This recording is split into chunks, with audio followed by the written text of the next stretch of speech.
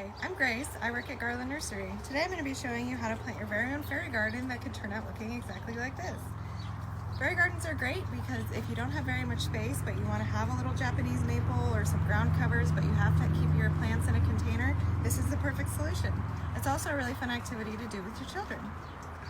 Inside of our garden store, we have a great selection of different items that you can incorporate into your fairy garden. We have everything from miniature houses to statues of fairies to little mushroom figurines, as well as things like flowers, deer, mailboxes, even a shepherd's hook. We have some decorative stones you could also use. I decided to choose some little bee figurines, an enchanted village sign, a couple little fairy girls, and a deer and her mother. We have a great selection of things that we call tiny treasures, which are basically small little conifers and shrubs. They will stay small like this if you keep them in a container.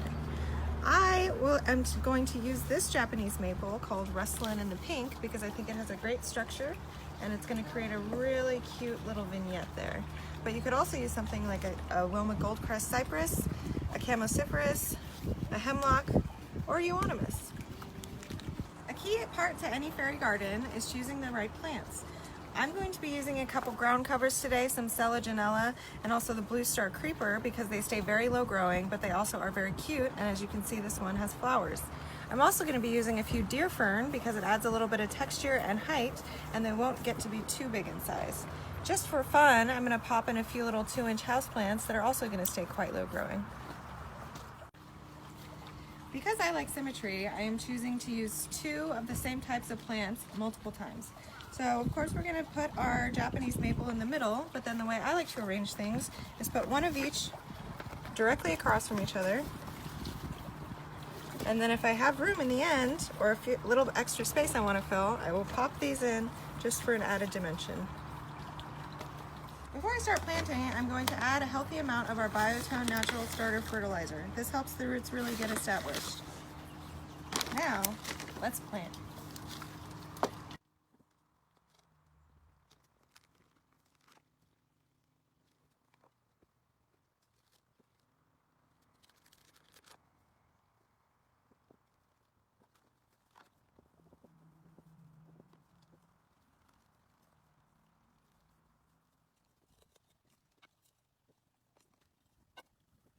I ended up having space for these and I didn't want to crowd the plants, so I didn't use them. But if you have a bigger planter, you can always use more plants than this.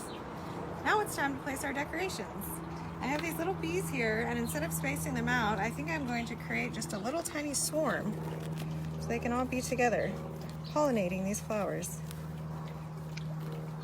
Maybe at different heights is a good idea as well.